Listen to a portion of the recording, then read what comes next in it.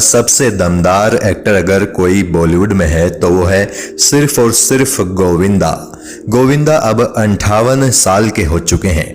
मुंबई के विरार इलाके में 21 दिसंबर 1963 को गोविंदा का जन्म हुआ था। लगभग 35 साल पहले गोविंदा का फिल्मी करियर शुरू हुआ था फिल्म तन बदन से, जो कि साल 1986 में रिलीज हुई थी। इनके करियर के 3 दशक ऐसे रहे हैं जब ये फिल्म इंडस्ट्री के चोटी के कलाकारों में शुमार रहे हैं, लेकिन कम लोग ही इस बात से वाकिफ हैं कि फिल्म इंडस्ट्री में शुरुआत करने के लिए गोविंदा को कितने पापड़ बेलने पड़े थे। किस्सा टीवी आज आपको अभिनेता गोविंदा के संघर्ष की कहानी बताएगा। आज करोड़ों की दौलत के मालिक और लग्जरी कार में चलने वाले गोविंदा कभी कैसे लोकल ट्रेन में धक्के खाया करते थे और फिर कैसे गोविंदा की किस्मत बदलती चली गई। इस कहानी की आज हम एक छोटी सी झलक देखेंगे। गोविंदा को सिल्वर स्क्रीन पर आने का पहला मौका मिला था साल 1986 में रिलीज हुई फिल्म तन बदन में। कई दिनों की कड़ी मेहनत और विरार से मुंबई तक के लोकल ट्रेन के थका देने वाले सफर के बाद गोविंदा को ये फिल्म मिली थी। ये सफर इतना मुश्किल था कि दिन के 4 से 5 घंटे गोविंदा इस सफर में खर्च करने को मजबूर थे। विरार से मुंबई तक का सफर जब इन पर काफी भारी पड़ने लगा तो इन्होंने अपने मामा के घर रुकने का फैसला किया, जो कि मुंबई के ही खार इलाके में रहते थे। मामा के घर आने के बाद गोविंदा सारा दिन फिल्मों में काम पाने के लिए डायरेक्टर प्रोड्यूसर्स के घरों के चक्कर लगाते रहते थे। गोविंदा हीरो बनना चाहते थे और इसके लिए उन्होंने हर वो चीज सीखनी शुरू कर दी जिसकी नॉलेज होना एक हीरो के लिए जरूरी होता है। गोविंदा ने रोशन तनेजा का एक्टिंग स्कूल ज्वाइन किया। सरोज खान की डांस क्लास भी इन्होंने शुरू की। चूंकि वो दौर एक्शन फिल्मों का दौर था तो गोविंदा ने मार्शल आर्ट की ट्रेनिंग लेना भी शुरू कर दिया। जैसे तैसे पैसों का इंतजाम करके गोविंदा ने अपनी एक वीडियो कैसेट बनवाई जिसमें वो कुछ डायलॉग्स बोल रहे थे। अपनी वो कैसेट लेकर एक दिन गोविंदा डायरेक्टर इस्माइल श्रॉफ के पास पहुंचे, इस उम्मीद में कि अपना वो वीडियो कैसेट इस्माइल श्रॉफ को दिखाएंगे और अगर इस्माइल श्रॉफ को उनकी एक्टिंग पसंद आई तो शायद उन्हें कुछ काम मिल जाए। लेकिन इस्माइल श्रॉफ ने गोविंदा का वीडियो कैसेट देखा तक नहीं। उन्होंने सबके सामने कहा कि इसकी ना तो हाइट है और ना ही पर्सनैलिटी है, आवाज में भी दम नहीं है। मुझे तो अमिताभ जैसी हाइट वाले किसी लड़के की तलाश है, इसको यहाँ से बाहर निकालो। उस दिन गोविंदा ने खुद को काफी बेइज्जत महसूस किया और वो चुपचाप इस्माइल श्रॉफ के ऑफिस से बाहर निकल आए। एक दिन गोविंदा अपने एक दोस्त के साथ सड़क किनारे पान खा रहे थे। इत्तेफाक से जिस जगह गोविंदा पान खा रहे थे वहां से बी.आर. चोपड़ा का ऑफिस ज्यादा दूर नहीं था। बी.आर. चोपड़ा कैंप के तब के एडवर्टाइजमेंट मैनेजर और एक्टर गूफी पेंटल वहां से गुजर रहे थे। उनकी नजरें गोविंदा पर पड़ी। गोविंदा की पर्सनैलिटी गूफी पेंटल को बड़ी पसंद आई।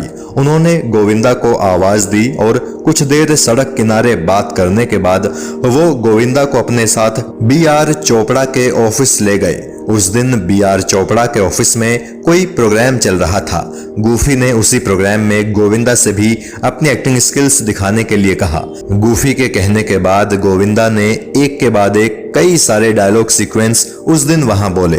गोविंदा ने अपने सभी डायलॉग सीक्वेंस इतने जबरदस्त अंदाज में कहे थे कि बी.आर. चोपड़ा कैंप की नजरों में गोविंदा चढ़ गए। उस दिन बी.आर. चोपड़ा ने गोविंदा को एक शॉर्ट फिल्म के लिए साइन कर लिया जिसकी लंबाई मात्र 1 घंटे थी। गोविंदा ने उस फिल्म में बढ़िया काम किया था, लेकिन किन्हीं कारणवश वो फिल्म कभी भी टेलीविजन पर नहीं चल सकी। हालांकि बी.आर. चोपड़ा की शॉर्ट फिल्म में काम करने के बाद गोविंदा के हौसले जरूर बुलंद हो गए। उसके बाद गोविंदा ने अपने कुछ और वीडियो कैसेट्स बनवाए और वीडियो लाइब्रेरीज पर उन्हें दर्शकों के लिए बहुत ही कम पैसों में अवेलेबल कराना शुरू कर दिया। ऐसा करके गोविंदा को 2 फायदे हुए। एक तो उनकी की एक्टिंग को कुछ दर्शक मिल पा रहे थे और दूसरा उनकी कैसेट्स का खर्च निकल पा रहा था। ऐसी ही अपनी एक कैसेट एक दिन गोविंदा ने अपने मामा आनंद सिंह को भी दिखाई और यहीं से गोविंदा की किस्मत बदलनी शुरू हो गई। गोविंदा के मामा आनंद सिंह भी उन दिनों एक फिल्म बनाने की तैयारियों में लगे थे। अपनी फिल्म के लिए उन्हें एक ऐसे लड़के की तलाश थी जो मैच्योर दिखता हो।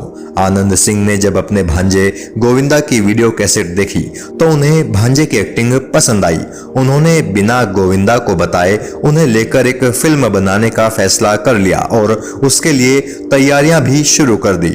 उन्होंने फिल्म बनाने का पुराना आइडिया ड्रॉप कर दिया और नई कहानी व नई कास्टिंग लेकर गोविंदा को as a lead hero select करके फिल्म तन बदन बनाने का फैसला कर लिया। गोविंदा को जरा भी अंदाजा नहीं था कि उनके मामा जिस स्टोरी पर काम कर रहे हैं वो असल में उनके लिए ही है। एक दिन गोविंदा अपने मामा के बेटे के साथ कहीं बाहर गए और फिर रात 8 बजे वापस घर लौटे। घर आते ही गोविंदा को उनके मामा ने बुला लिया। गोविंदा सोच में पड़ गए कि आखिर इस वक्त मामा उन्हें किस लिए बुला रहे हैं। वो जब मामा के सामने पहुंचे तो मामा आनंद सिंह ने उनसे कहा कि उन्हें अपनी फिल्म के लिए हीरो मिल गया है।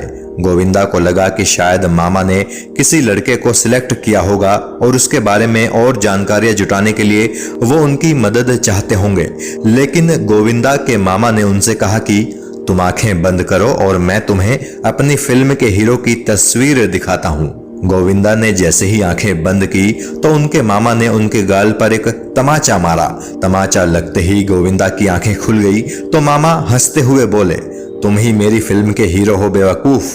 मामा के मुंह से वो बात सुनने के बाद गोविंदा की खुशी का ठिकाना नहीं रहा। उस रात गोविंदा खुशी के मारे सो भी नहीं पाए थे।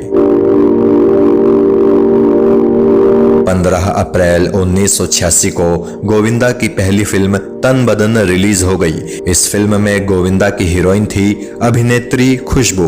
हालांकि ये गोविंदा की पहली रिलीज्ड फिल्म नहीं थी। चूंकि इस फिल्म को कंप्लीट होने में वक्त लग गया था तो इससे पहले गोविंदा की 2 फिल्में लव 86 और इल्जाम रिलीज हो चुकी थी। हालांकि गोविंदा हमेशा अपनी पहली फिल्म इसे ही मानते हैं। लगभग 125 करोड़ की लागत से बनी इस फिल्म ने बॉक्स ऑफिस पर 4.5 करोड़ की कमाई की थी और ये फिल्म ठीक ठाक चली थी। इस फिल्म में गोविंदा की एक्टिंग को काफी सराहा गया